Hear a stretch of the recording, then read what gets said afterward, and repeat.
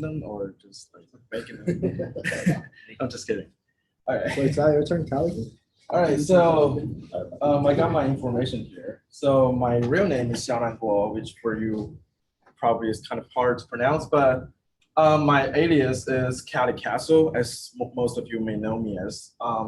So I'm a software engineer now at Spaceship. So it's a very cool name. I mean, when I first saw the name, I was just like immediately hooked. I was just like, I want to, even if I don't get a job, I want to just to, get an interview in there because it sounds very cool. Hey, I just got an interview in Spaceship. So it sounds very cool, at least. And yeah, now I'm officially there for a month, and it's been like working out super well for me. And to be honest, like it's my first time ever like leaning towards the game development industry because I'm currently this is a game collective studio. They're kind of making games, but also they're making interactive games, meaning you don't have to download anything. You just like go to this website, and then I'll introduce them later. So basically, like you can just play from there, and then you don't have to download anything, no dependencies, no Windows, no Mac OS, no Linux. So you just like go to a web page, and then you just hit the join button, and then that's it. You're just in there, and then that's a very cool software like we're slowly leaning into. That's very cool. And then my email is cali@calicastle.com.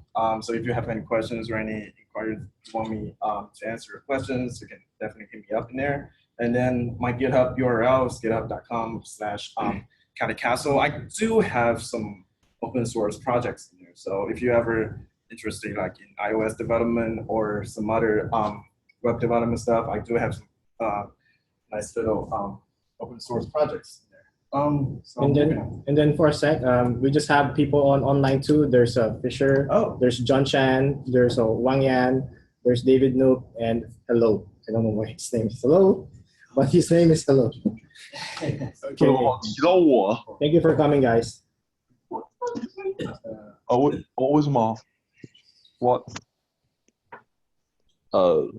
Cool. All right, so this is my current company. We are a Seattle-based game collective, and then now we are doing contracts work with Mixer. So if I go to this website called Mixer, they're by Microsoft. So if you're ever interested in a game streaming platform, this is a pretty new one, and this has been here for a year now. So as you can see, this is our current game. So if you click on this one, you get to see the various Spaceship here. Okay. So basically, like this is what you get when you open up a stream, and this is a stream. It's not like a game you have to download or anything. So you can just like.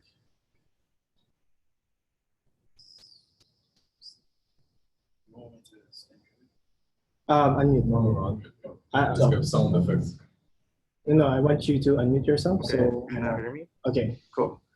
Yeah, so it's probably taking a while because I'm in the public Wi-Fi, which kind of sucks for me. So you can get the idea. You can play GIFs. You can actually play the game and then use WASD to actually move in there. And then, yeah, it's basically like a streaming platform, kind of like Twitch, but you will get to have interactive stuff in there too. And then, this is the next level of the actual stream interactivity. Like, you don't just like, have you ever played Fortnite? If you're not, then fine. I mean, I didn't. A lot of players out there are, playing Fortnite. And then, right, you're just watching the streamer, like in the bottom or some corner, and then just watching him playing the game. And then other than that, you can just like chat in there and then say some random stuff to the guy who's streaming. But I mean, that's it, right? So you don't have any other interactivity in there. Like there's no deep level to it. And then now what we're doing is like actually letting you play the game, join in the game, and then, trying to give feedback to us, and then, just whatever you want to do with the normal game, I guess. And then, yeah, this is a pretty cool project we're landing on. Your business model, how you generate revenue? I'm a software developer. I'm not. You don't care about how they're making money. Yeah. But you never know. So basically what he's saying, it's like let's say you're on YouTube, instead of just watching, you now get to interact. Yeah. Just this one, it's just games. So instead of watching the games, you can play the games while you're watching. Cool. We got more people coming in. Oh, Nice. All right. Where was I? Yeah. Okay.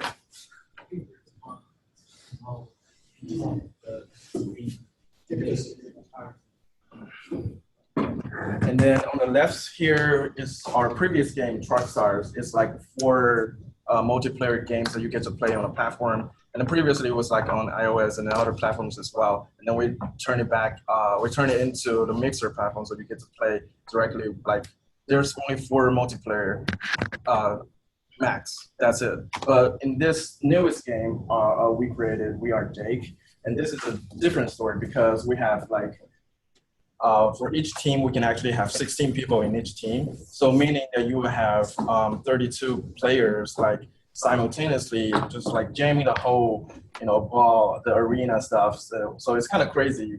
And last week we did a giveaway on a bunch of things, Xboxes, PlayStations, and Switches. So I don't know what we're gonna do next, but stay tuned for more upcoming events.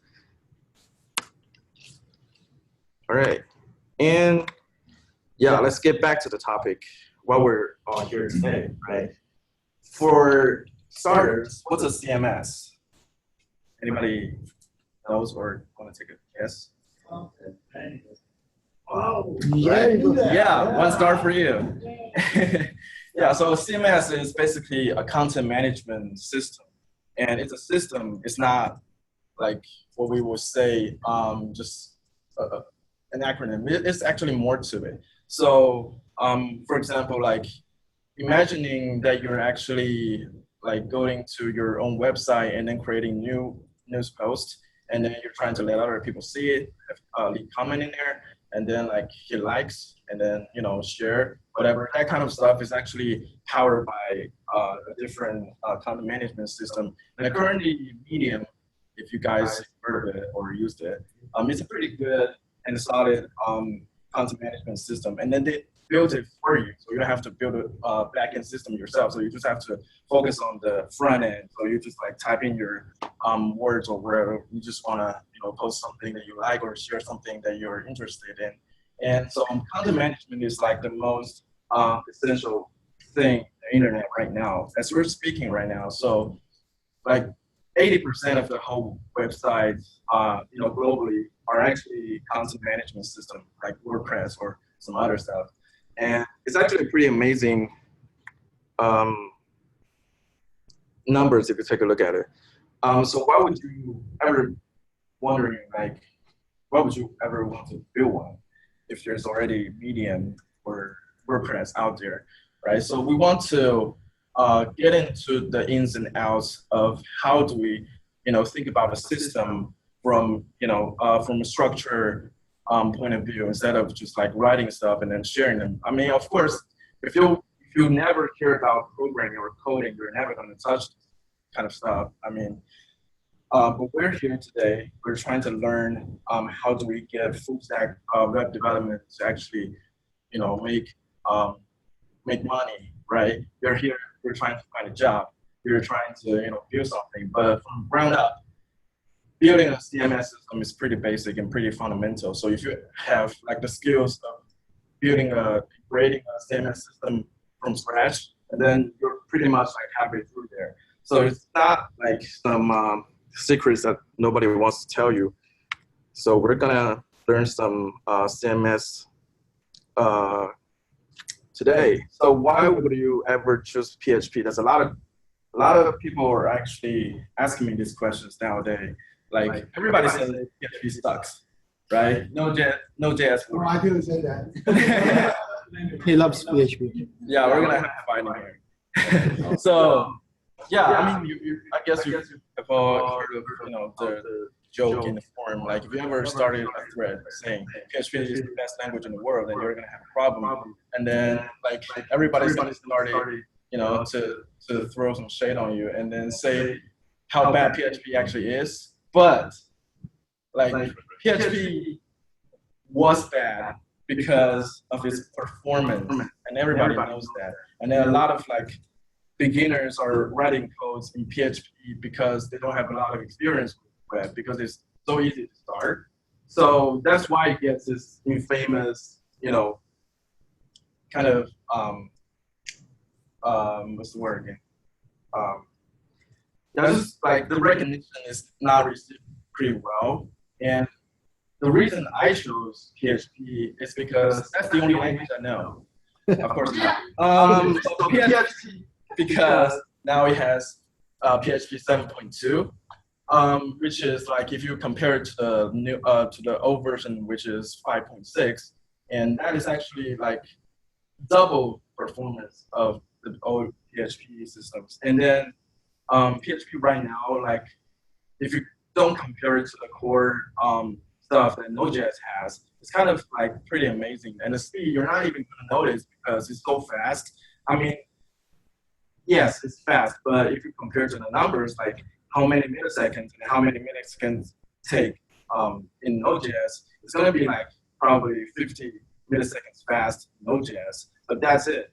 I mean, if you're ever gonna notice some speed for performance in actually building stuff in PHP and Node.js, that's actually not super correct unless you're building a Node.js version of Facebook, then you're probably gonna notice the difference there.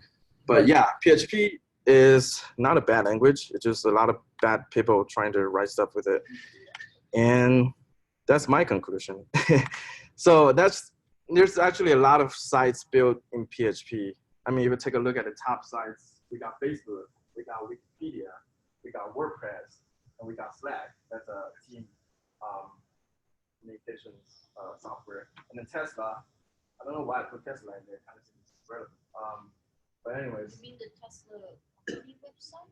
Yeah, the Tesla company website. Actually, I partially built in PHP. That's why I put the parentheses in there. So they're not like fully built in PHP because, to be honest, there's not going to be a lot of like companies that, just get done with one language, one single language, and one framework, and that for today. It's not the truth. So I'm only mentioning this list right here is because they're using some large portion in their code base. So it's not like fully built in PHP. But anyways, and then Baidu, QQ, Sina, Taobao, Xiaomi, they're the Chinese tech giants. And yeah, the reason they chose it because I think it's kind of like back then when PHP was the only web language that a lot of programmers know. And then, yeah, that's kind of like how they stuck with it. But anyways, a lot of new startups are using PHP as well. And then you can see that actually PHP is used by almost 80% of all the websites worldwide. And that's that's an amazing, statistic if you take a look at it. And yeah, let alone, Facebook is only one website. And only WordPress is like taking a lot of percentage in there.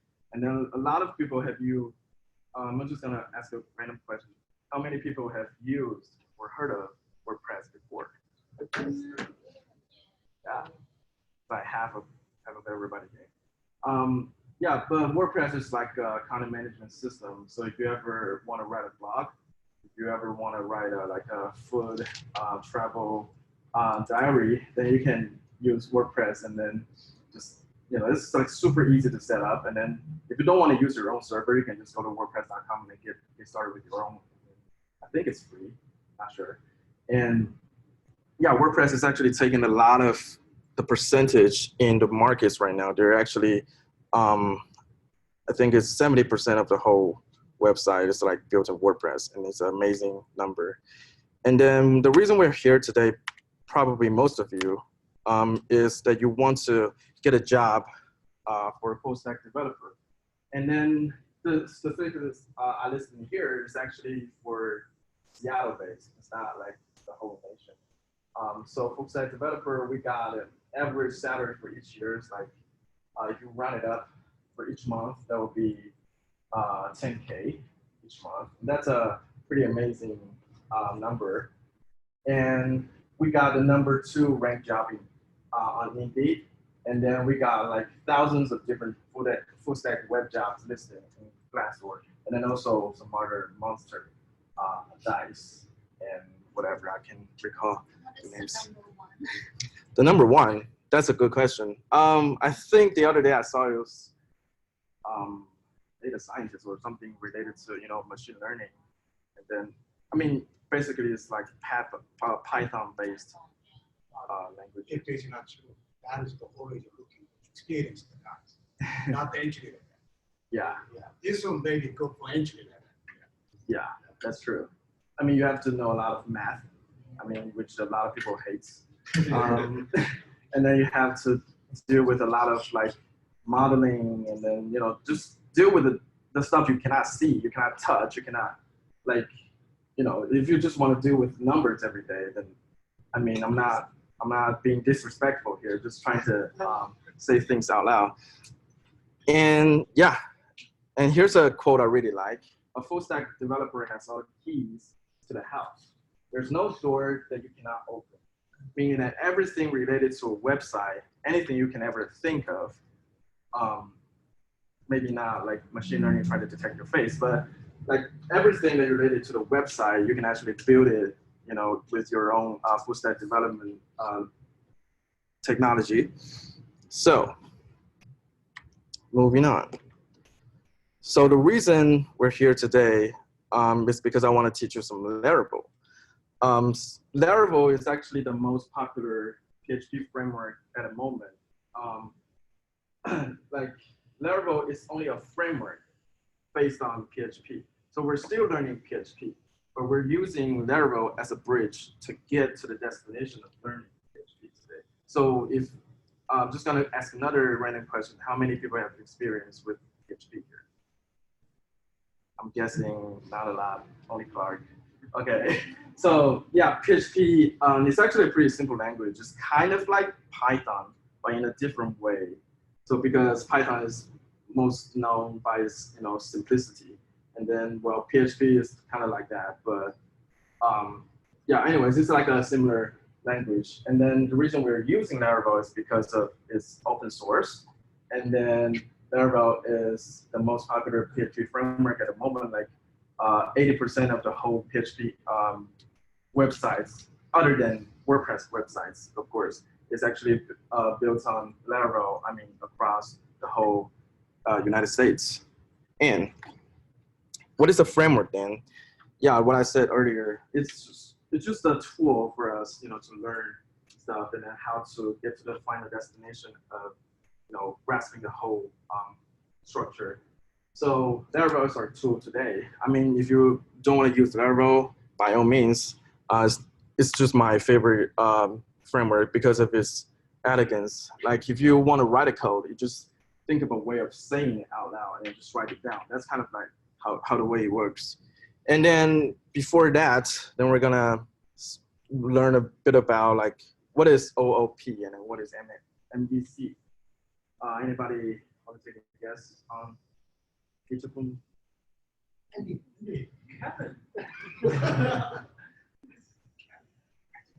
still Okay, some of no, our every- object-oriented programming. Nobody wants to speak. All right, yeah. How do you control? Yeah, that's right. OOP, object-oriented programming, and then MVC, model view controller. And the reason we're bringing this up is because Laravel is based on these two of them. So object-oriented programming, what is that? What the heck is that? That's pretty simple. I mean, this is PHP code. Can everybody read okay here? You want me to turn off the lights? Turn off. Yeah, I'm using Don't a- sleep, okay? Yeah, don't sleep. I'm gonna start having fun here. Yeah, okay. So the first thing you can see here is a class. And then what's a class? Think of it as a concept, right? So a person is a class. And then what does a class have? It has attributes, which a name is an attribute.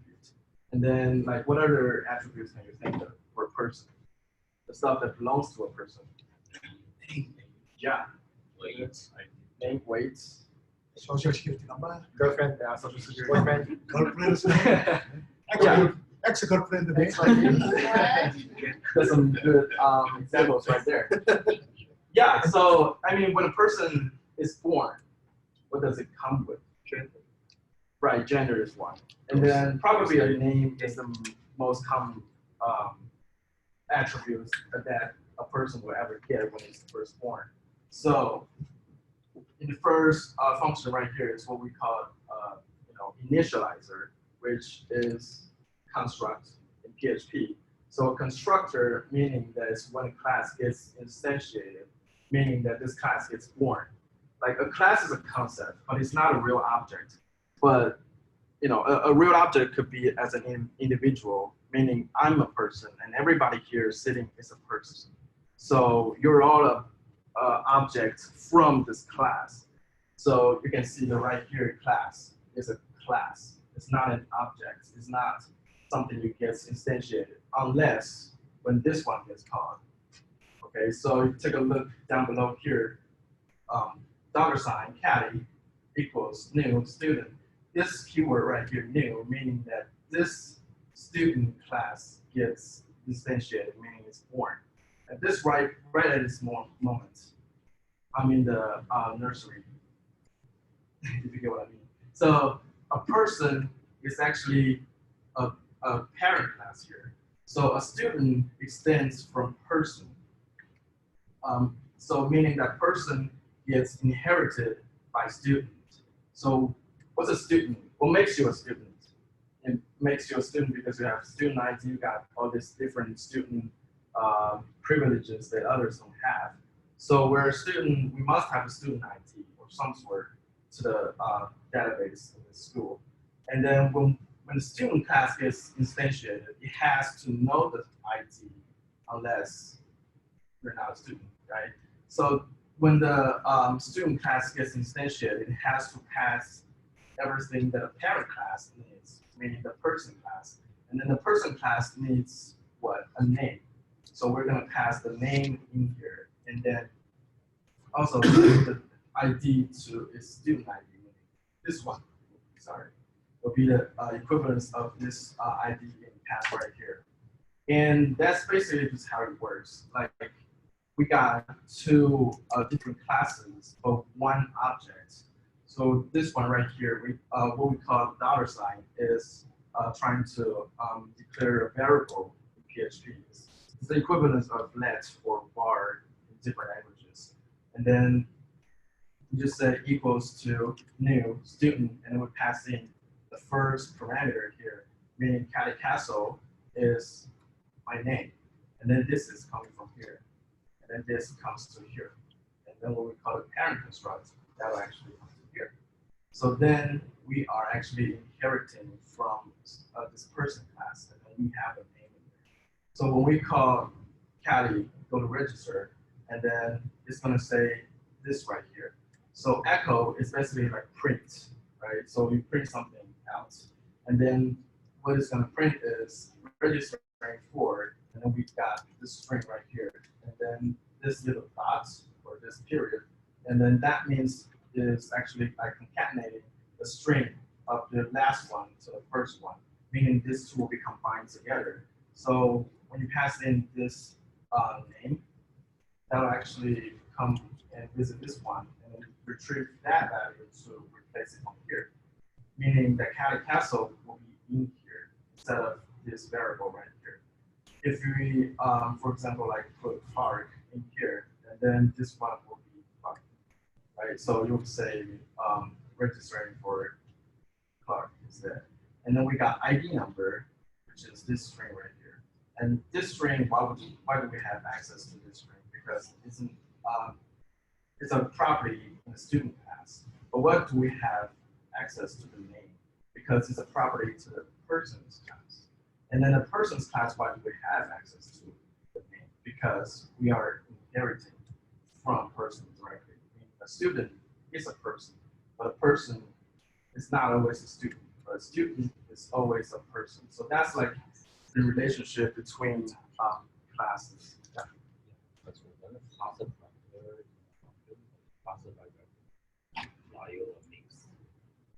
What do you mean exactly? the class name, parsed by volume reference. You mean like the actual, like meaning that if you declare a new variable here and then That's how I call this function other function pass the name and then change the name inside our call function.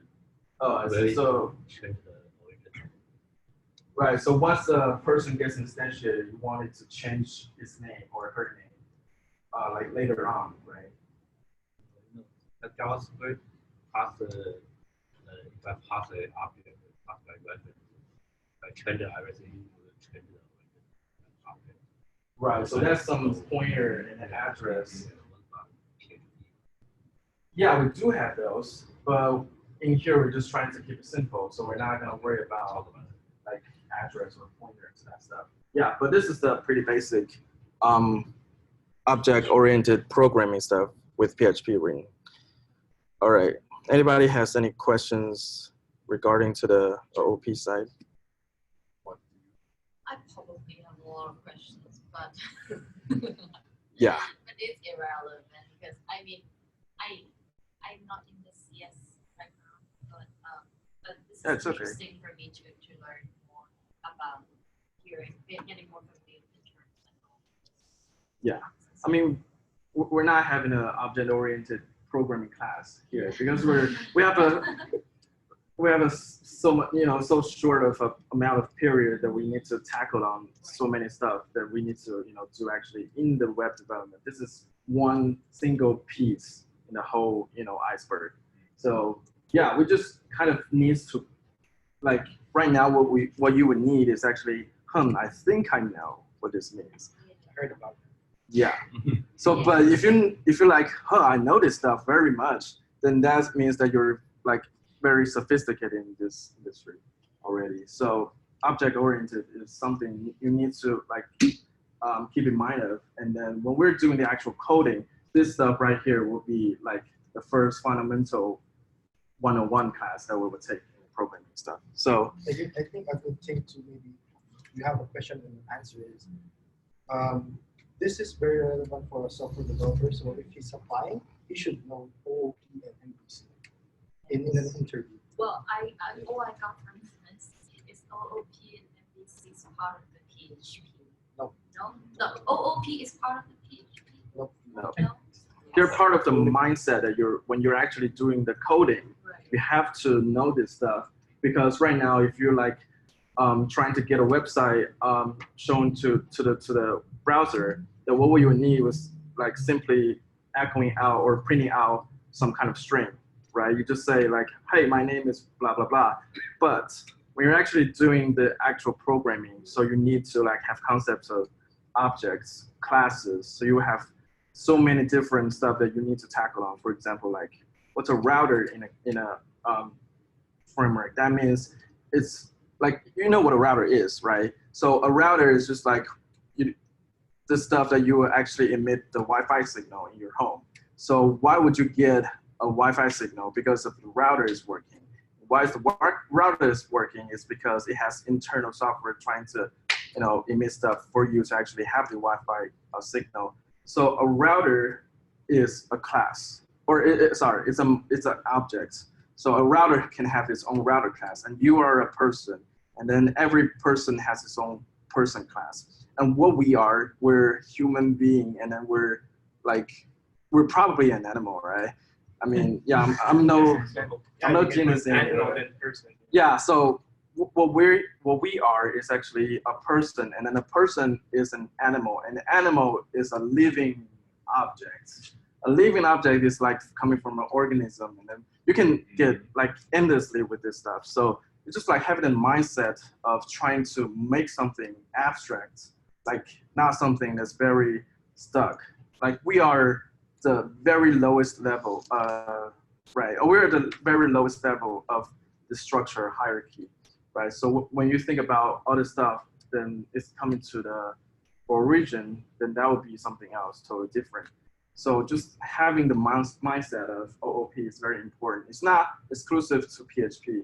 In every other language you have OOP, but just a different way to write a code, that's it. So OOP is a concept that you need to like know very much to actually get into the actual programming. So yeah, hope that answers your question. Thank you. Actually, maybe I have a question. So in the beginning, you showed you guys created 2 games, right? Made for browser, and then you converted it for iOS, you said, right? At least one of them, right? Yeah, for the first one, we do have iOS version, and I mean, when I mentioned iOS, it's because I actually do iOS development as well. My first job in the United States was actually an iOS developer, and then I moved on to another full stack development job, and then now I'm landing here with a software engineer that's kind of like related to game development, and then also full stack web development. So yeah, I mean, in every different platform or technology, you're gonna have OOP in every one of them, right? In Android, you need OOP. In iOS, you need OOP. In Python, you need OOP. So yeah, this is a mindset you need to keep in mind, and it's very important. I guess because if you don't implement OOP or MVC, your code will be jumbled, performance will be an issue, code reusability will be an issue. Yeah, that's some good points. All right. And what about MVC? I mean, this is a pretty simple diagram here. So when we first, like, what I'm trying to explain here is the actual web requests, right? So when you visit a website, what actually happens? What happens behind the scenes, right? It's probably something you never even dreamed of, like wondering how this works. It's not very exciting now because you just go to a website, you just think this will work, this will come out of the website, right? But actually, there's a lot of stuff that's actually going on behind the scenes here. So for example, when we first visit a website, for example, let's say Amazon, okay? So when we go to Amazon.com, and then in Amazon's own code base, it's gonna have a routes. So routes meaning that which path that you wanna go to, right? For example, you're just visiting Amazon.com, meaning the routes will be routes, or in other words, homepage, right? So when you visit Amazon.com and then slash blah, blah, blah, some random string, then that's gonna take you to another page in the website, meaning it's a different route. So a route is a path to a destination, meaning that the very first thing that a website will ever trying to resolve is a route. And then earlier when I mentioned a router is kind of like this, the manager who's like managing the routes itself. Okay, so when we first go to the homepage of Amazon, we get here route is an empty string or something like that. So meaning that we want to go to the homepage, right? And then we tell the controller, hey, this person wants to visit the homepage. What can you do? And then it knows, oh, this person wants to visit the homepage. Then we're gonna grab the homepage, the whole HTML, CSS, and JavaScript stuff, and then we're gonna collect that and then put it to the controller side. And then we're gonna ask the model, like, do we need to know this person is authenticated or not? Meaning that, have you logged in? Have you registered? Have you have some other stuff in the shopping cart? Have you have other stuff like promo codes or whatever? So that's a lot of stuff that's actually handling the model side, the stuff that you cannot see, but it's actually there. And so the view is basically the stuff that you get to see in the web page and then you can interact with, meaning a button, a list of shopping items, and then all that kind of mumbo jumbo is in there, like is from the view. Okay, so we're bringing the view and the model together to the controller, and the controller is gonna actually determine, okay, this is all the stuff that we need for this person, and then we're gonna like send it back to the browser side, and then the browser side will present to you like a lot of, in a different way for each one of you, because you have different shopping carts, you have different accounts, you have different interests, or like the stuff that they will recommend for you to buy, right? And then, yeah, that's basically how it works behind the scenes. But what is actually MVC? Why do we ever need this? Why can't we just like go to the routes? Hey, this person wants this or this and that, and we just grab it and then return it, right? But this is kind of like what we had in OOP, right? It's a concept. It's not something we need to do. It's something we better do, right? So meaning that you can definitely not take this path at all. You can create your own MVC system or something equivalent, and then you can just call it a day and get done with it. But like if you trying to maintain a code base, like for example, 2 years later, you come back and you're trying to solve different puzzle pieces by looking at its variable names and then how did I actually do this? That kind of stuff is gonna get very troubling, and then you're gonna have a lot of troubles then. Meaning that this is for better maintenance purposes, right? So a model view controller, this is the basic concept of everybody needs to know when it comes to website development. I mean, in other stuff like iOS development or Android development, you do have this stuff kind of built in. Like if you ever go into the app development world, and this is something you like get stuck with immediately, they were gonna put this kind of code to you, and then this is actually by default for those frameworks and technologies. But in websites and in different frameworks, this is the basic concept that we need to know. But a database is something we didn't cover. It's because what's actually being stored, like how does it know you're Cali castle using back, trying to buy something from Amazon because it wants you to pay, right? And then the database is a place for all the storage of your data, right? So for example, your username, your user ID, your shopping carts, your shopping history, and all of that kind of goodies that everybody, like a lot of hackers want to gather information on, is actually in fact stored in a database. So this is the origin of everything. So everything that needs to be persisted and later on, being retrieved and fetched to the user to let it know that you're actually already logged in or registered. So this is coming from a database. All right, so a controller is what we're gonna interact with the most. And then a view is basically HTML, CSS. So if you don't know HTML, CSS, that's okay. We're gonna still do some learning in there too.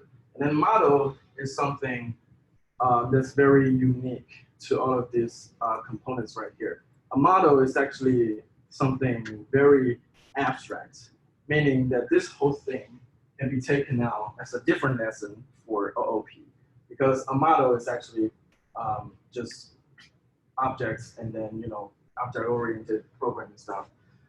Okay, so with that all being said, does anybody have any questions for this slide right here? Questions, guys? Now's the time. Questions? I guess like when I was first learning this kind of stuff, it's very hard to ask questions at first. Because when did you learn this one? Before graduation, after graduation? Before graduation. Nice. Smart. Yes. Academia, don't say that my instructor never taught that. We don't have enough time.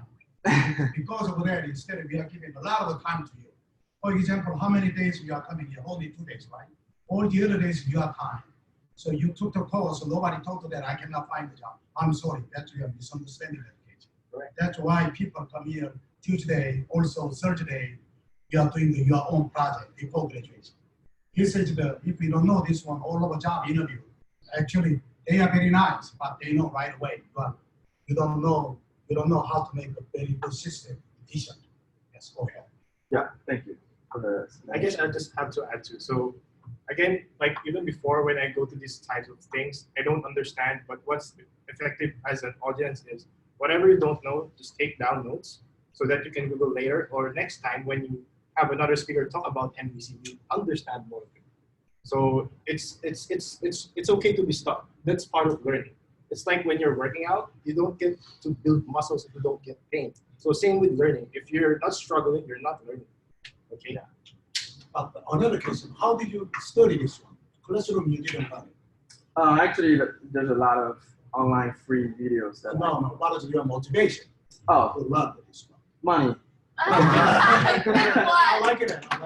Thank you for being honest. You need a living. Okay? Yeah, everybody needs to make a living out of himself. So the reason I actually started with web development is because I really like.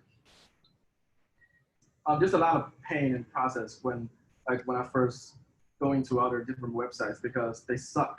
That's basically like the reason, like the first time I wanted to do with some website projects, because the website that I go to every day, they are not living up to my standards, right? The visual part, I mean, and then from some other stuff as well, like for example, there's a lot of different forums in China that you probably, some of you, if you are not from China, then you don't know. That's okay. There's a lot of Chinese forums, like really, really crappy ones. And then I wanted to, you know, try to make a community out of some pre-existing software that I can actually take out of and then try to bring everybody who loves electronic music, dance music, people together, meaning dubstep and then all those mumbo jumbo. And then, Yes. yeah, I mean, if you are interested in DJ, if you are interested in controllers, and then, I mean, not this controller, it's the controller that you get to play on stage, and then it's kind of fun. And then a lot of people are wondering, like, how do I ever learn this stuff? Because we don't have access to YouTube, we don't have access to Facebook, whatever. I'm not trying to get political here. So I was trying to be the one who, you know, grabs and collects resources from the outside world and to the China platform, and then try to build this one for my own, and then like trying to bring everybody together like this one single platform. And then that's basically why I was trying to learn websites, and then that's how I got along with it. And then it turns out pretty well for me because, yeah, and then later on, I actually, because of the success of my platform, and then I started to learn iOS development. That's how I got my job in the United States first time. So, I mean, there's some kind of lesson I learned is whatever you're feeling like having interest to, you can definitely do it. I mean, it's just a matter of time, right? So if you ever like see this stuff, I think I want to do this stuff, then no excuses, just go for it, right? So that's basically like the living motto for me. So yeah. Question: are you a DJ? Yeah. Yes. Oh. Yeah, actually, last week in the Laravel Spaceship, my company, we did this streaming event every day, and then I went on, and then we have this like green screen, and then I was trying to do some DJ work in there, and then we were able to push if anybody knows, and then you're just trying to, you know, bring back the old times. So yeah, DJ is the stuff that. Yeah, DJ is the stuff that actually takes me to web development and iOS development. So I'm pretty like grateful to the whole DJ community. So That's okay. I didn't connect that to myself. I just want to learn and build stuff, I guess. yeah, that's okay. So Okay, and then let's go play some. yeah, okay, let's get done with this and have a party right there. Yeah. Of course. Yeah, so that's getting sidetracked here. So yeah, that explains why I first got started with web development. So yeah, I'm curious to see if anybody here will be making some crazy progress in web development, and then I can like actually to your tech talk like later, whatever. Yeah. Yeah, that would be good. That'd be awesome. We'll be expecting a tech talk from one of us. Yeah. All right. Anybody has more questions? If not, I'm gonna move on to the actual demo time. It's time for some action. All right. So first things first. How many people here wants to follow along with me? I think the first question would be, would people following you take a lot of time? That's a good question. Like first thing would be depending on your computer, like the operating system. Yeah, I think we are recording it. This is the first time we tried to record stuff. So Oh, we'll cool. just see. Yeah. So you turn on the web function from Zoom. Yeah, it should be fine. So you can have your speed. Don't worry about that. Okay. Because we'll invite you later again if you cannot understand. Yeah. Yeah, that's true. They come back tomorrow. All right. Yeah. So let me close out this one, and Vue.js is later. Okay, so going back to the topic of Laravel. So Laravel, another reason why I love it is it has amazing documentation for you to learn. So if you go to laravel.com and then go to documentation, like straight up, you could just get to the installation part. And then we got some server requirements. I'm not gonna get into that because that's something you need to install for yourself. Like if you have a MacBook, then cool, then you just got everything of the dependency you will ever need in here. So I got my own project folder here called PHP, and I'm gonna go into Laravel, and then, all right, I'm just gonna create a new project from here. So the basic commands of creating a project is via Composer. So Composer is a package management system to try to like help you maintain everything, like because we're not going to reinvent the views every time we write something, right? So we need some other people's library or framework in order to do that. So Composer is like the manager who knows like what this kind of what this library is currently status on, like what's the latest version, do you need to update or not, that kind of thing. So Composer is pretty important in the PHP world. I mean, if you're using other stuff like Node.js, then you're going to use NPM. So you can take another look at different management, package management systems. I'm not getting too details for that. Okay, so I'm just going to create a project, and then the preferred destination, or forgot what this is. This is distribution, I guess. And then will be Laravel/Laravel. This is like telling Composer to create a new project from this project. Okay, so I'm just gonna do Composer, create a project, and then prefer the dist of Laravel. And then we're gonna name the project Neon CMS. This. All right, that's gonna take a while, I guess, depending on the network. Yeah, I already installed this dependency like a couple of times today, so it should be loading from cache. Yeah.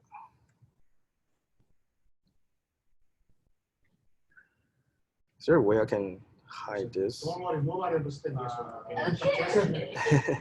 We pretended to know each other. You pretend you know. There should be a way, but I never know if you guys really like know everything. I'm just the only idiot. Don't worry, actually we are idiot too. So don't worry. No. No one's idiot. Yeah. Or smart here, start Oh, you know, dumb kids. we just don't know, not yet. Just not know yet. Yeah, don't beat yourself up over this. It's some hacker stuff that I don't even know. Oh, what? Just kidding. So it's just like trying to, you know, grabbing stuff from the internet and then downloading it to your computer. That's it. There's no magic going on here. So if I going into like, what I'm using right here is bash commands. So if you're using Windows, then you're gonna use the PowerShell or whatever that's called. So CD is basically like for me to change the directory, meaning that's the same thing as going to my projects folder, going into PHP, and then going into Laravel, and then going to, what's it called, Neon CMS. And then this action right here is the equivalent of doing CD Neon CMS. Okay, so I'm now in the directory here. So what I'm gonna do is use PHP artisan serve. And then what this does is actually creating a new server for you to view it in the browser. All right, so you get this new URL immediately. And then if we click on the URL, it's gonna take you right to your website right here. And then, yeah, it's just like magic. Yeah, this is our first website project. And then it takes like what, a minute or so. So it's pretty easy for you to get started at least. I'm gonna drag it to a different window. All right, so yeah, now we got the server up and running here, meaning that we now have an actual website here. We can refresh and that's still there. So when we're first when we're like going into like, for example, Amazon.com, it's actually just going into their server and then finding their folder and then loading their source code. And then that's it. So what we're doing right here, as you can see, this string right here, it doesn't mean anything. It means something from your local computer. It's this string IP address right here. And then this is the port we're listening on, which is 8,000. So we're not gonna worry about that. Just knowing that this is not actually visiting the internet. It's viewing stuff from your local machine, all right? And so if we, now you may have a question, how do I edit this page right here, right? The first thing we're gonna do is go to your favorite code editor, which I'm using, PHP Storm, because it's better for refactoring, that kind of stuff. But you can actually use Visual Studio Code for free. So this Visual Studio Code is pretty amazing. So if you wanna download it and then install it, and then be sure to install the PHP dependency here. All right, with that being said, I'm just gonna close it out and then use my personal favorites code editor projects, PHP, open it back up again, select $9 per month because I'm doing it for work.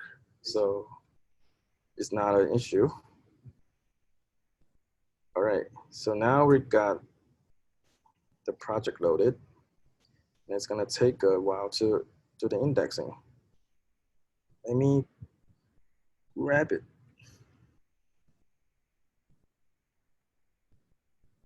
All right, so first things first, what we're gonna do with the homepage right here. So this is the homepage. Remember what I said about the homepage and then other routes, right? So if we try to visit some other slash and then some other random string, and then it's gonna give you a 404, right? Meaning what? This web page is not found.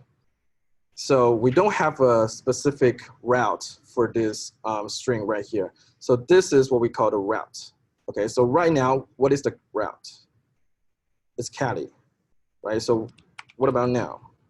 Cali Castle will be the route. And then what about now?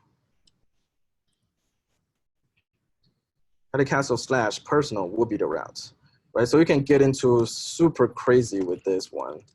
So the whole thing is a route. Yeah. Yeah, that's a good question. You might be wondering, like, where does this come from, right? It looks so nice. Like, I didn't even do anything. I just did the whole command. Yeah, it's actually Laravel's default. So if we take a look at here, we open up the project folder, we go into resources, views, and then we got welcome right at the top here. So this page right here is our home page. And then you might be wondering, but where do I find this this page right here? That's actually coming from the Laravel Laravel's composer dependency. The reason for that is, so if we try to write something here like errors 404.play.php, don't worry about the naming. So if I'm just gonna do a basic HTML here,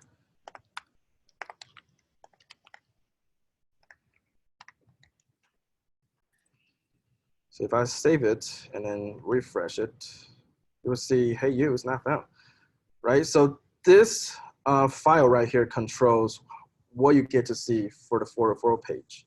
So a 404 is essentially just an error code for you to know that it's not found in the server, meaning the route is not registered in your code, all right? So if we go to the home page, it just works because we have a dedicated route for this welcome page right here. So if I change, where is it, Laravel, I just change amazing talk, right? And then go back here, refresh. This is what you get to see. Okay, so I'm gonna delete everything here. Just try to not get too confused about the stuff that you actually get out of the box. because if I try to go back to the page, then what's going to happen is going to take you to this page. That this specific page is from Laravel out of the box, meaning that if you really want to find it, you can actually like trying to go to vendor and then try to find Laravel. And then I'm not going to try to find it because it's going to be too crazy. So you get the idea. It's actually Laravel did something amazing for you, so you don't have to worry about writing a footer page. All right. So now if you click on home, that'll actually take you to the home page. But now what happens? It says view welcome not found. It's because in our routes, if we open up the routes folder and then going into web. So this is our entry point for writing routes. Okay, so if we open this up, you'll get to see routes get. This is a slash or a /, and then it returns a view of welcome. Basically what this line of code means is when you visit this route, it's gonna return you a welcome view. And what is a view? We can see it from resources, views. And now you can see the folder is empty, there's nothing in there. So if we just write a new one, call it home. And then look at a suffix here, blade.php. What does this mean? So this is Laravel's own Blade rendering engine. So it's a rendering engine, meaning that it's compatible with basic HTML, CSS, and JavaScript. So you can treat this whole file as in if it's a HTML file. So if I just write nothing, and then, by the way, what I just did is exclamation mark and then tab. This is Emmet. So if you're ever wondering about Emmet, is the code editor stuff. So if I just want to do div and then do some other h1 and then I just do tab, it's going to generate the div tag and then the h1 tag. So there's no magic happening here. And so yeah, for basic HTML structure, you would just do exclamation mark, tab, and then you're in. All right, so now we get the body here. So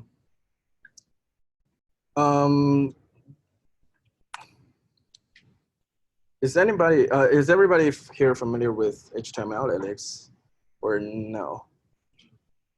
Some, yeah. I would think so, right? HTML is pretty basic, like markup language. Okay, so I'm just gonna say something really fast and then just probably h1 and then homepage, right? It's a very humble page. So if we refresh, still nothing's gonna happen. Why? Because we go back to the web.php. This is the route in routes web PHP. So this is returning welcome view, which we don't have any. We only have home. So if we change, oops, sorry. So if we change the welcome to home, that's just gonna work, right? Why? Because we only have home.blade.php. So then this file name is the identifier for the home ID you pass in here, okay? So it's pretty basic to get started with a home entry point. So if we write another stuff, probably like another get request, and then we're gonna talk about get and then some other request methods later. So when we're getting, for example, like Cali, and then we go to visit some other page, how do we do it? We just return a new view. And then this new view would be Cali page, all right? And then how do you write it? You just write a new file called Cali page.blade.php, and then write something here. I'm gonna do p, this is Cali's page. All right, so if we now refresh, it's gonna load a home page because we don't have any routes passing in. But if we go to Cali, and then what's gonna happen? It's gonna say, this is Cali's page, right? So basically now what we have is a fundamental website that you get two pages. One is a boring homepage, another is a Cali's personal page, right? So yeah, at least we get the router and then the view working. Yep. those command, the gets and the view are from PHP or Yeah, so this right here actually is from Laravel. So route is a class that defined by Laravel. And then get is a routes method, meaning that if you remember what I did with the object-oriented class here, you get to see there's a function, and then we call it register. That's why we get to call like Cali and then arrow register. That's its method name, right? So if we go back here, then get was simply as if we're doing this right here.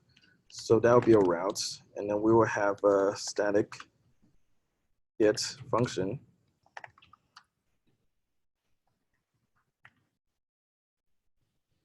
Right, so this is what we're calling to actually define the route right here. So, but this stuff, we don't want to do it every time that we want to write a website, right? So Laravel did all the heavy lifting for us. So what this is actually referring to is to the Laravel's code base. All right, so we just follow the pattern and then the commands that Laravel teaches. So for all of these kind of goodies, you can actually go to the Laravel's documentation, and then if we go to basics routing, and then it's going to tell you how to write a route, just like this, right? Of course, you can just return a string, and then that's going to return you to the string itself instead of an actual view. A view is just a wrapper class for loading at PHP, and then essentially just HTML. But if I just like say homepage, it's gonna just return you a boring little string, right? But if I return a view, and then what can I do?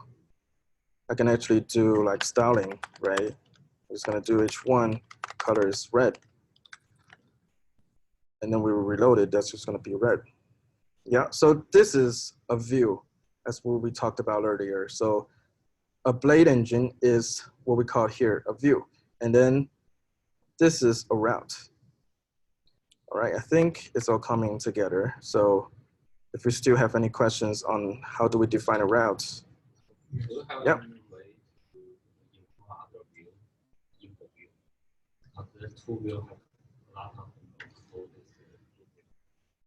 Yeah, definitely. So that's what we're gonna tackle now. So what we're gonna return for the home page is home. And then we go to home.blade.php. I'm just gonna delete this one.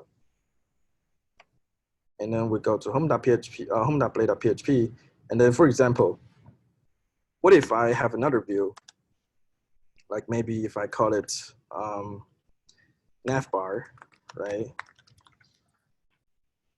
And then what we're gonna do here is we're gonna include navbar in homepage, meaning that whatever I write in here is gonna be copied and pasted in here, okay? So we're not gonna do this anymore, meaning that this is its own HTML page. If I copy and paste this one into here, it's not gonna work, right?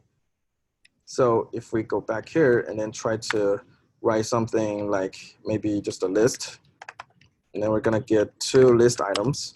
So for each one, I'm just gonna say 1, 2, and 3. All right. So if we go back to home, and then we do this syntax of @ symbol, include. All right. So what we're gonna pass in is navbar. So it's gonna know where to find the view files. It's in here, right? And then under here we have a navbar. Then we can reference it right here.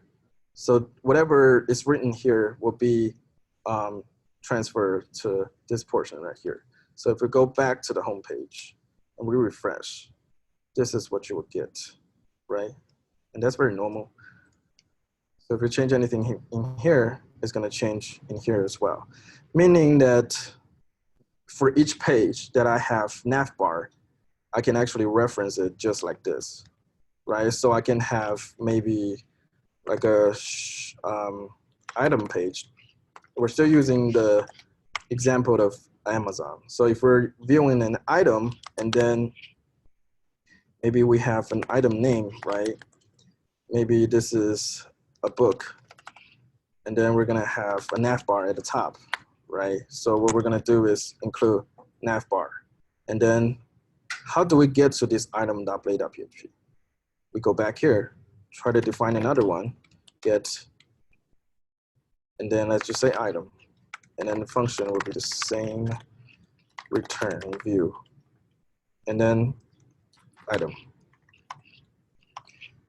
Right? And then we go back here and then try to load item. You can see the nav bar being injected at the top of a book. Right? Does that answer your question? Yeah? So it's like components. Yeah. Yeah. You have to go to the same folder. Yeah. Is there any other easy way to manage it? You have a good code with Yeah, that's a good question. So right here, as you can imagine, if we have 100 different pages, then we're gonna have a problem. The views folder is gonna be a mess, right? We're gonna have 100 different files in one folder. And yeah, we're definitely not gonna do that. So what we're gonna do is like order them in a different folder. So if we say layouts, and that's a common practice. You don't have to do it, but yeah, this is a common practice for putting the layout codes in here. So if I just do a new file and then call it base.play.php, meaning that I don't want to write the same code over and over again if I just have this, right? I'm just changing the content in here. Why do I ever have to write this stuff over and over again? It's boring and it's repetitive, right? So in here, what we can actually do is we yield. Like trying to think of it as like hooking up an object, and then we define a hook name, maybe like content, right? So this is the hook of the name content. And then in home.php, so I'm just gonna get rid of an F bar. So in home.php, what we're gonna do is we're gonna take out a whole thing, and then we're just gonna say extends. What we're gonna extend is called layouts.base. Why is it layouts.base? Because it's reading the files from the views folder and then trying to find if there's a layouts folder. There is. And then there's another file in here called base. So this will be layouts.base. So if I just do this, what's going to happen? A refresh. Go to the home page. Nothing, right? But if we write something else in here, like for example, homepage, go back here, directly see it. And then if I open up the code edit, the dev tools, I'm gonna change to my Chrome. And if I open up a dev tools, you can actually see it does actually have the HTML and then head, and then all of that source code in here. But you can see the H1 is actually in a different, this was supposed to be the head tag, right? And then now it's actually in a head tag. And then this seems to like think that it's in body, but it's actually in head.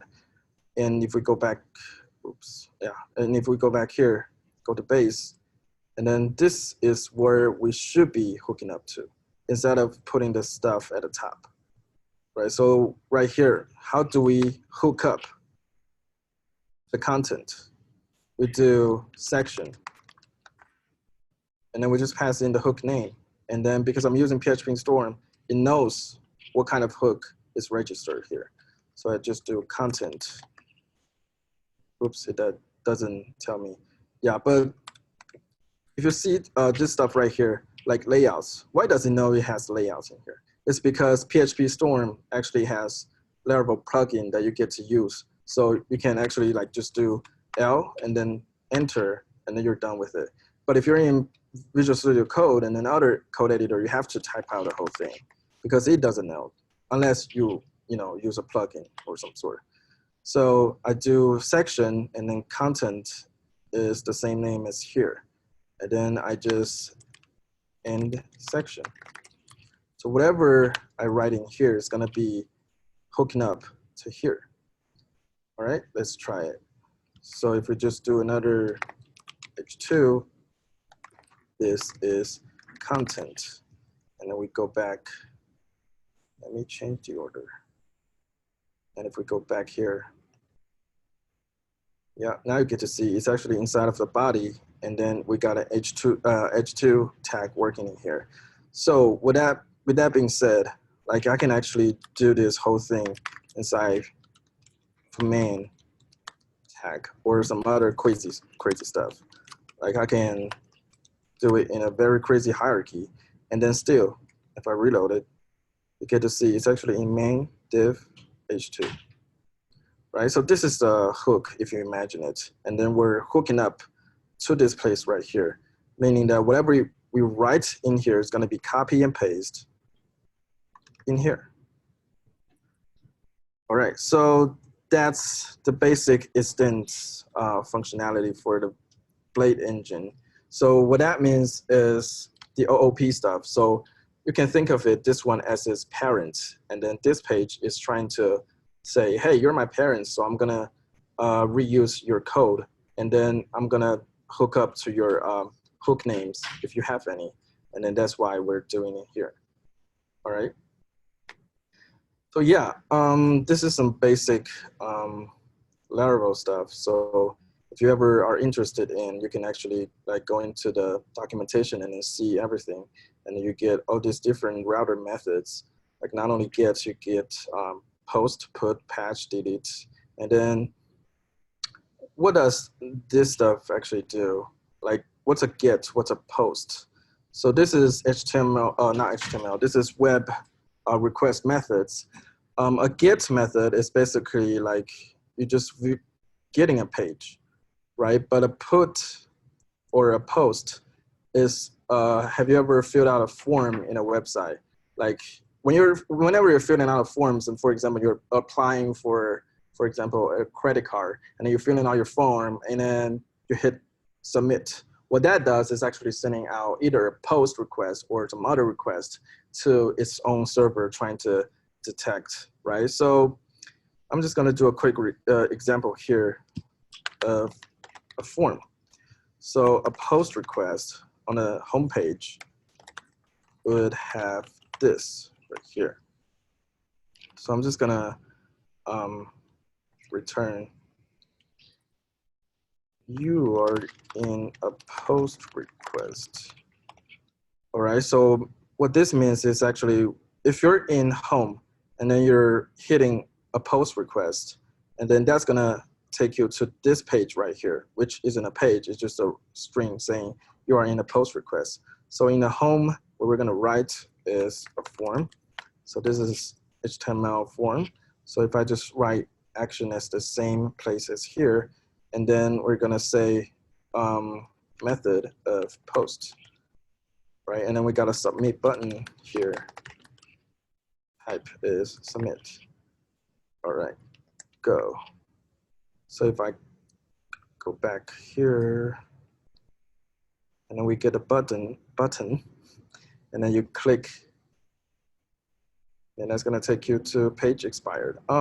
Yeah, so that's Laravel basic session, and then trying to protect your website from cross-site request forgery.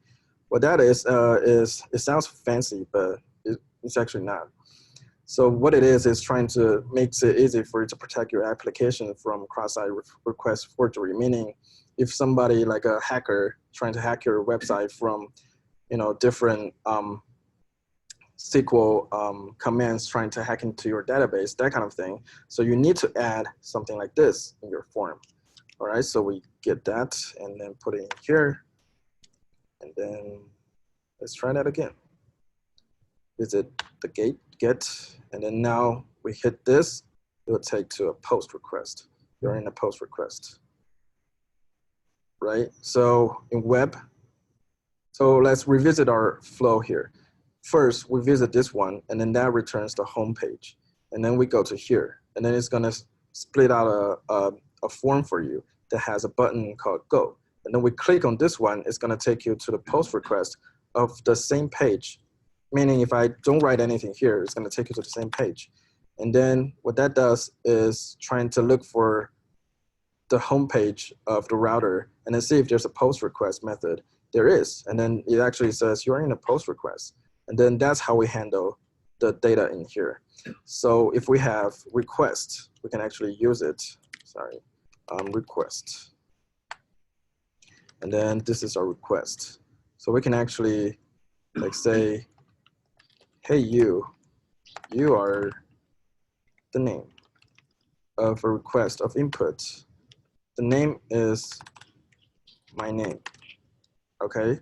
How do we define that? We go back to the home, and then we get an input here. And then this is the text. And then the most essential thing is this name right here. This will be my name. So whatever I enter in here and then go back to the web router, it's gonna look for my name. And then if there is, then we're gonna say, hey, you are blah, blah, blah, if I enter something, right? So let's try that. Yeah, that's gonna ask me because it's Chrome, has all the nice feature to it. Yeah, so if I just enter like, my name is, what's my name, Slim Shady. If I just hit go, and then yeah, hey you are Slim Shady, right? Yeah, everybody please stand up, I'm just kidding. So yeah, that's what you get, right? It's right here. So could you say that you didn't mention that part, this is explaining desktop and web services. Yeah. Right, that's also another part of the concept that you have to know. Yeah. Web services, that was explained here. Yeah, so the first one, like you define a form, you define each input fields, and then once that is defined, and then once you hit submit, it's gonna take all this data right here, and then send the web request to this router handler right here. And then you might be wondering, hey, what are this? Like, what is this stuff doing here? It kind of seems like it's something that you might not understand, but it's Laravel stuff. Whenever you see Illuminate, it means it's Laravel's library. So they have a namespace for you to actually load the stuff in its own methods. So we get a request, and then we actually got all the different kinds of methods that we can get. Like for example, try to see if there is my name. If there is, then we're gonna do some stuff, and then if there is not, then we're gonna do other stuff. This is conditional, so we're just gonna write it out. If there is if there has anything that matches my name, or let's just say if my name is empty string, right? Then we're just gonna say, go back and resubmit your form. If there is a name and then it's not an empty string, then we're gonna say, hey, you are blah, blah, blah. And that would be the same thing as request input my name, right? So if we try this one, yeah, it's gonna ask me if I want to resubmit it.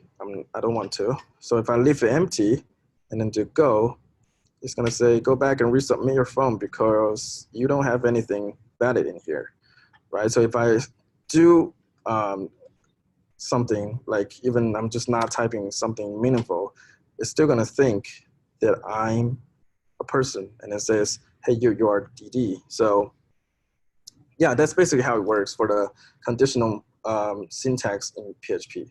But in other languages, pretty much very similar. Yeah, you get if and else. Yeah. Yeah, this is not a controller, and good point. We're not trying to handle everything in a controller yet. That's what we're gonna do. Yeah, because if you imagine, if we have a giant project, then this is what it's gonna look like, right? And nobody wants to look at this kind of file. So I'm just gonna undo it. And then, yeah, what we're gonna have is actually going into app, and then we open up HTTP, and then you get to see the controller folder in here. So with that being said, I'm just gonna make a new controller, because what we're doing here is actually it's controller's job. It's not a router's job. It doesn't have to know like what request is being sent in. It's just like a router. It dispatches a route to a controller, right? That's what we talked about earlier on the diagram. So I'm just gonna remove all of this code right here. And then I'm not removing, just trying to move it to another place. So because we're using Laravel, we have all this nice artisan commands. If we just do PHP artisan, it's gonna say a lot of different commands in here. So what we're gonna do here is actually make, right? So make, what do I wanna make? I wanna make a controller. So I just do PHP artisan make controller, and then give it a nice little name, nice controller. All right, so do that, and then that's created. What that does is basically like creating a new file called nice controller in this folder right here. And then if we open this up, you get to see this is predefined for you, so you don't have to write this template every single time. So right now, what we have is a new entry point for our web requests. Okay, so how do we do like, you know, pass this one to nice controller? That's pretty simple. If we just get rid of the second parameter here, which is a function right now, and if we just do a string.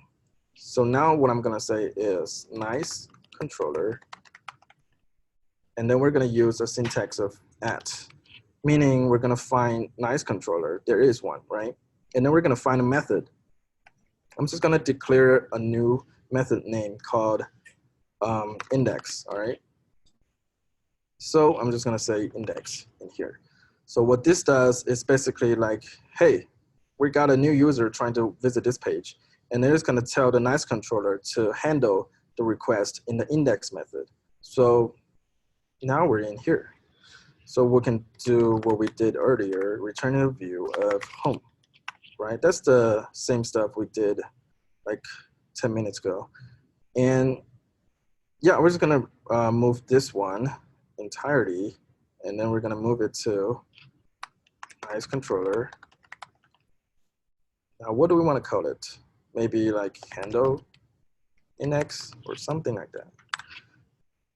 And this doesn't really have to be what I written here, so you can write whatever you want to.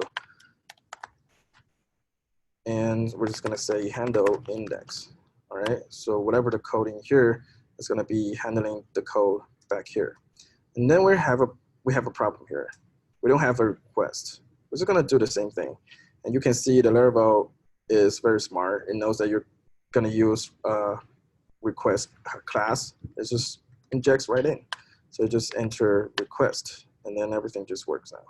So if we get rid of the item one, and then now we have a nice way of declaring the routes to the controller.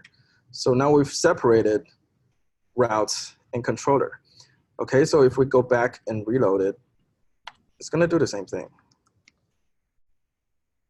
right? So yeah, this is like trying to get different separation of concerns, because if you think about it, routes doesn't really have to be handling all of this, you know, junk right there. So we can move it to another nice little place called nice controller, right? So like, if we have a method like this, it's not really much of a problem, because you know that this one does exactly what the name indicates, right? So like 5 years from now, you can still, you know, it's very easily maintainable.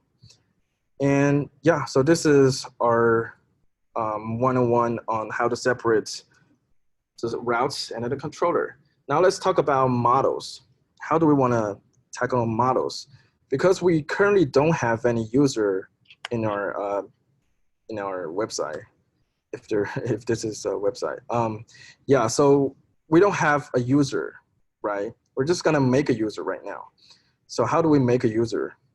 It's actually predefined by Laravel, because it knows that every single website will kind of needs a user, right? And it does make sense.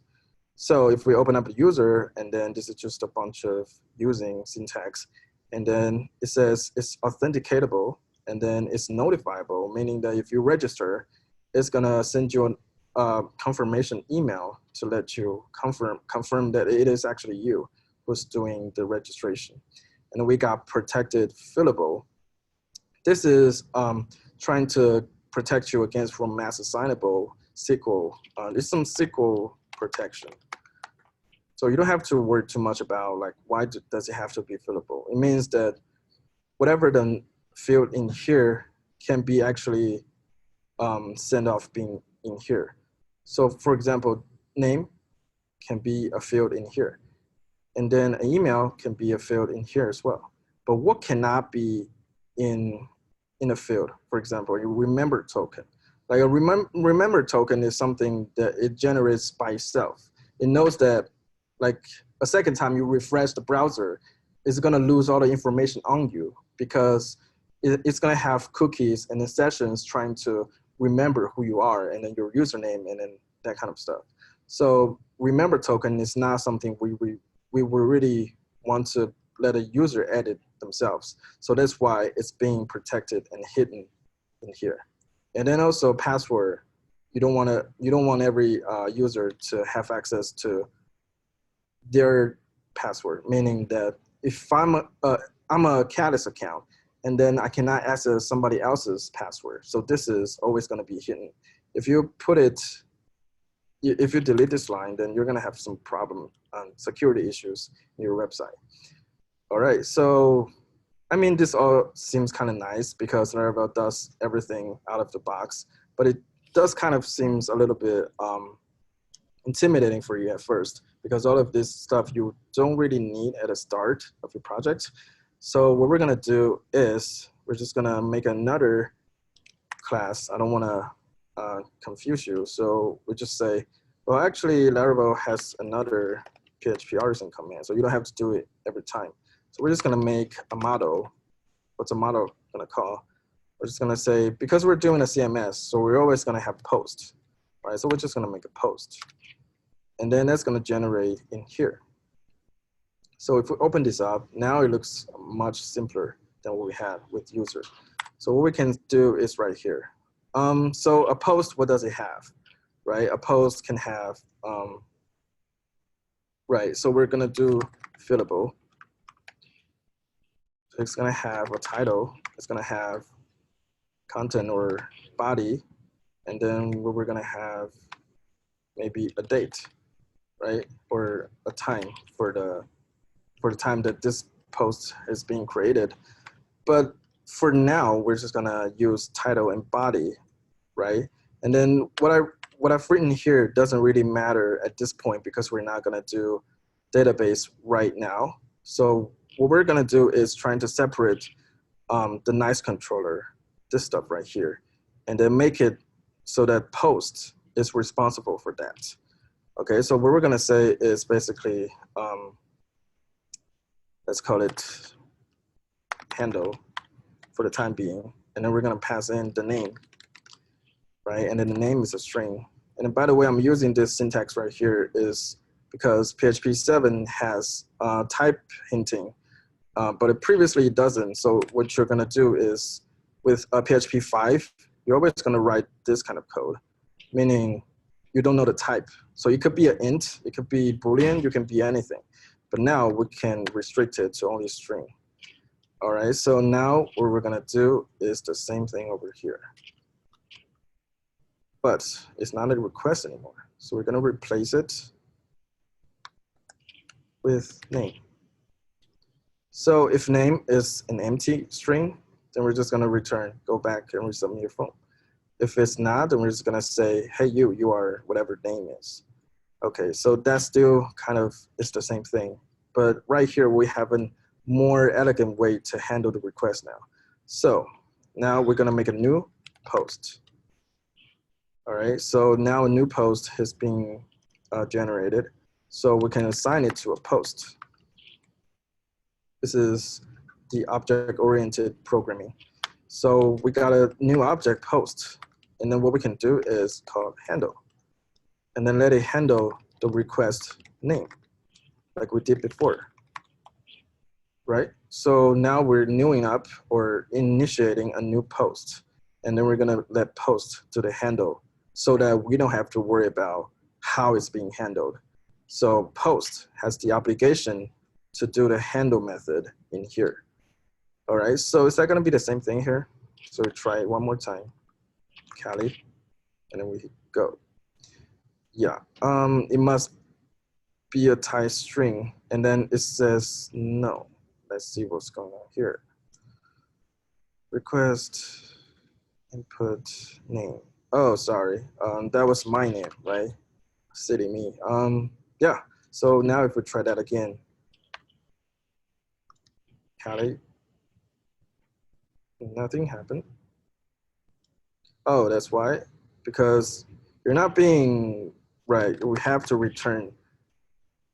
Why? Because we're doing the handle, and then this returns a string. But in here, we're just like saying that, hey, you should handle this. And then post returns you a string, and then you did nothing with the string. So now if we just simply return it, and then that's gonna do the same thing. Hey, you're a Cali, right?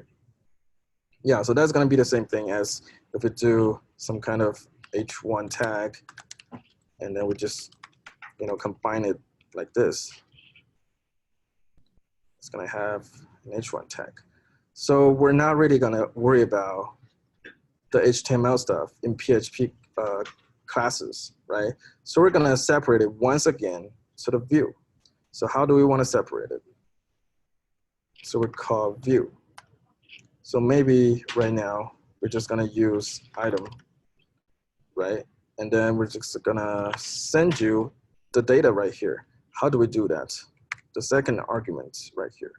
So we just passed in the post handle, which is request input my name. So now if we go to item.php, item.play.php, so this is what we have previously. So now if we just say, this is in items page, and then we get rid of the nav bar. And then how do we get variables spit out in here? It's simple, just double mustache. I like to call it mustache. So it's a double brackets. I'm not sure how do we call it. Yeah, so just write it this way, and then you just say whatever the variable name is gonna be. And what's the variable's name, actually? We go back here. And then this is the variable's name, but we don't have a name assigned for it. So we're gonna use a basic array syntax, or the same thing in JavaScript, like trying to assign a key and then to a name, right? So what we're gonna do here is the PHP equivalent stuff. So we're gonna say the variable is name. So I'm gonna make it unique so you don't get confused. So this is my name, right? And then we're gonna pass in this string right here. And then remember that this string will be either one of these, right? So if I just echo out, this is my name, it's simple, just go back here. And then this is my name. So if we give it another refresh, this is in items page. Hey, you're Cali, right? So if we go through the same process again, we don't write anything. And yeah, because it must be a type of string, and then there's nothing given. So we have to write something here, which is kind of silly. So if we just say SimShady again, yeah, this is in items page. Hey, you are SimShady, right? So this is all starting to work as a website kind of view. And so we can just leave it out like this one if you want. So yeah, remember the mustache syntax. So you get a variable name, which is coming from here. And then why is it the string that we get to see? It's because we call post, let it handle the input of my name. And then what is my name? My name is coming from here, whatever I enter, right? So this is the revisited web request flow that we get to use in every different website. Yeah, so anybody has any questions so far on the? Because of time, would you explain Vue JavaScript? Today's the Yeah. topic too, right? We have Yes. 10 minutes now. Everybody. Right, yeah. Okay, so, How do you feel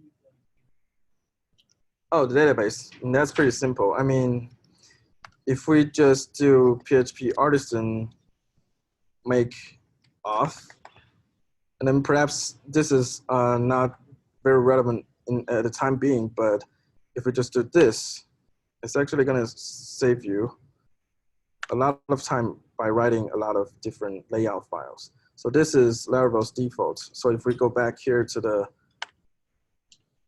page again,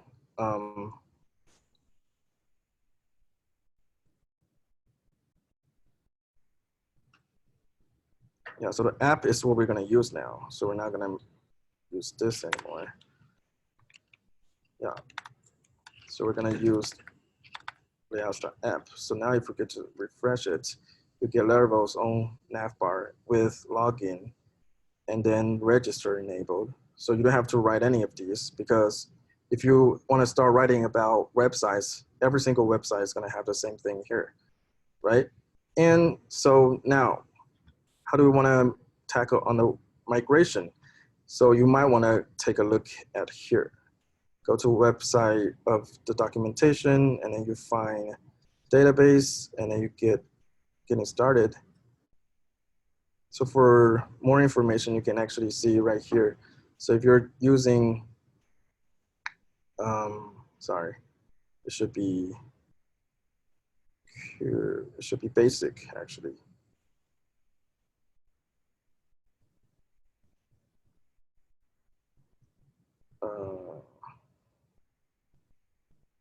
Oh, it's right here.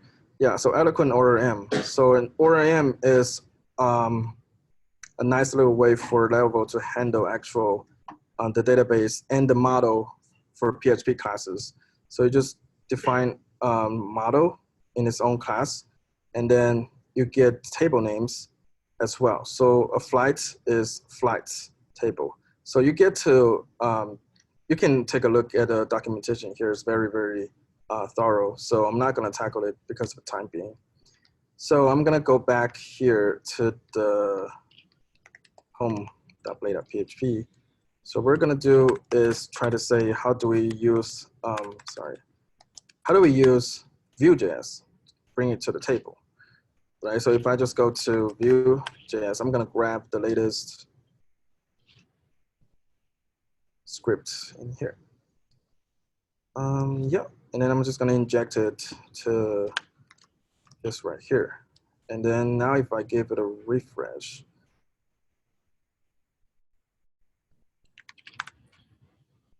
of course there's nothing, but we do have Vue.js enabled right here.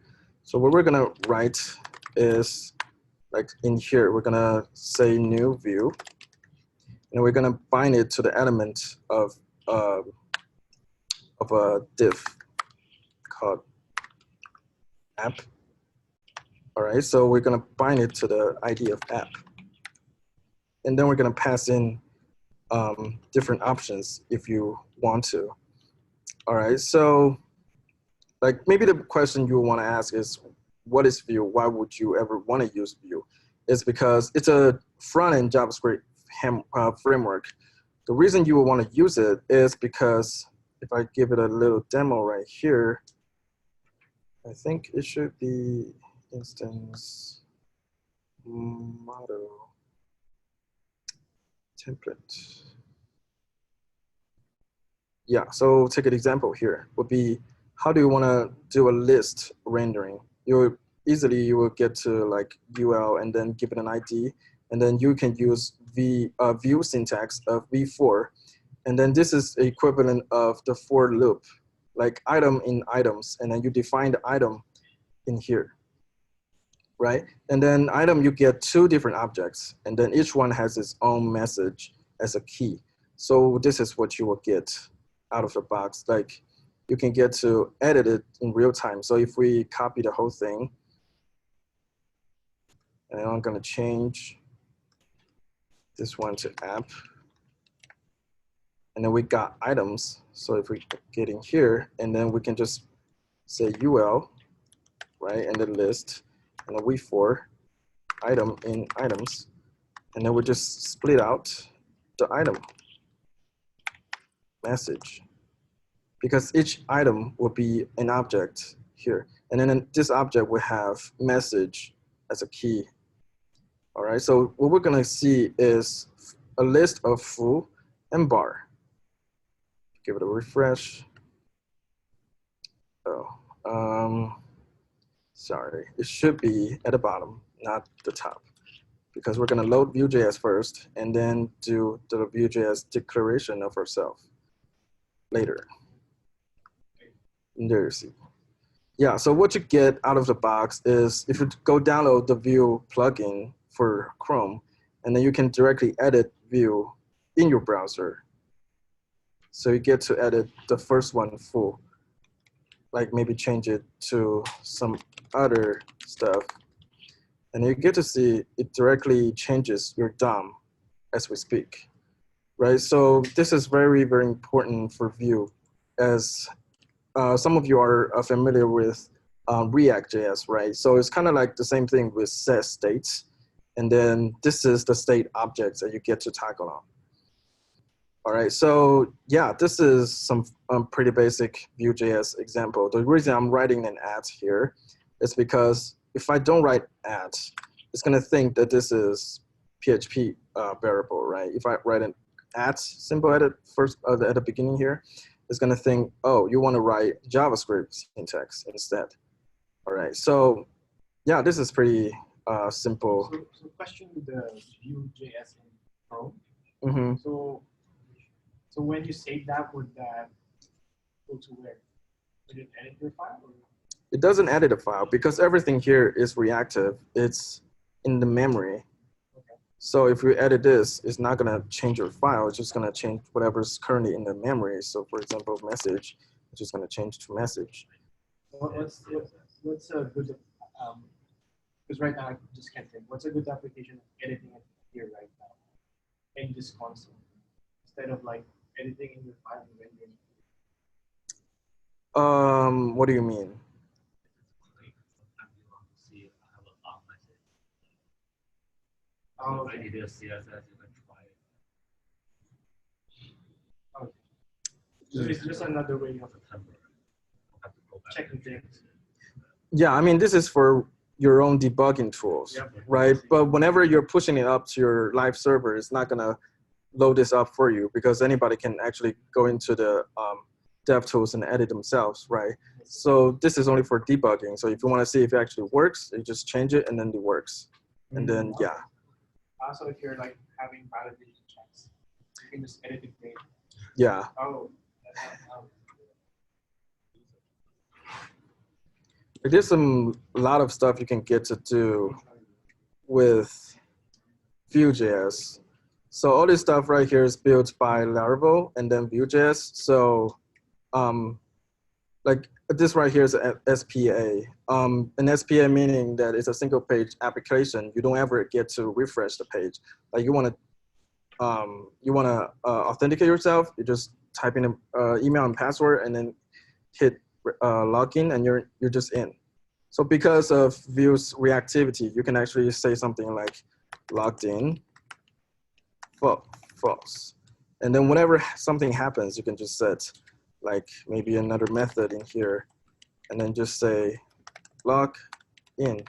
And then just say this dot logged in equals true. And then so when you're not logged in,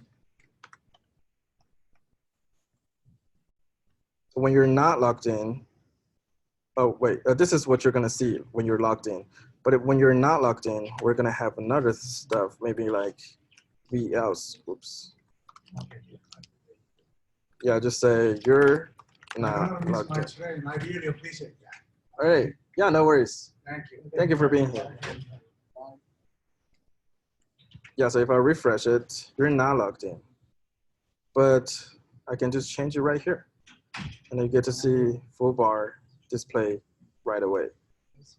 So what you get to see is, for example, a user is not logged in, you get to see some kind of view. And then when the user is logged in, then you get to see some other user related stuff to it. So yeah, that's some basic web framework stuff in here. So everything you get to see here is actually like loaded directly from the API and then fit it to, let me refresh it again. And then, sorry, it's taking a while. Yeah, but anyways, the stuff you get to see here is not actually directly in Vue.js defined right away. It's loading from an API doing fetch. And then once that fetches, and then it's gonna feed the data in here. And then once it populates, it's gonna generate a message in here. A quick example would be whenever this gets mounted, so we're gonna see set timeout,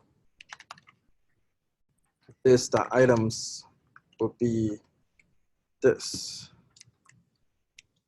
And we can copy and paste a bunch of them. All right, but at first, this is an empty array, right? So we're gonna simulate loading. So this is gonna take a second for you to load. So we go back here. If we first refresh, we're not gonna be logged in, so I set it to true. And then if I refresh it, you're not gonna see anything. And then 1 second later, let me check here. Remove the logged in. This dot items is this.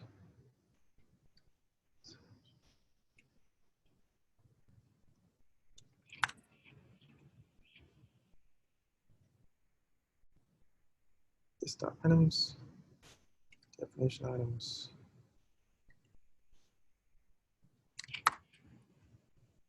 That's interesting. Oh, maybe, is it a bind stuff? Oh, I see. So method is not method. It's mounted. There we go.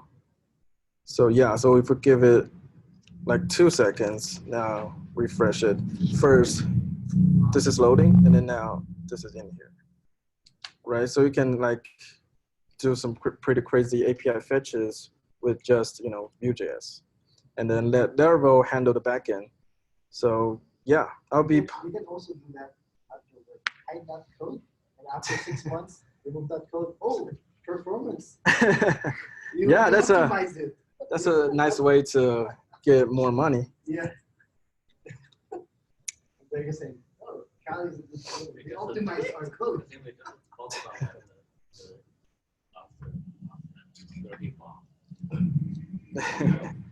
Yeah, totally.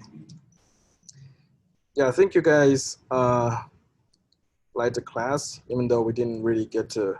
Yeah, it's fun. We learned a lot. Thanks for like doing the MVC and OP also. Yeah, that took a little longer than I thought, but yeah, anyways, I hope you guys did learn something today, and then maybe if we get another time, then yeah, see you guys later. Thank you.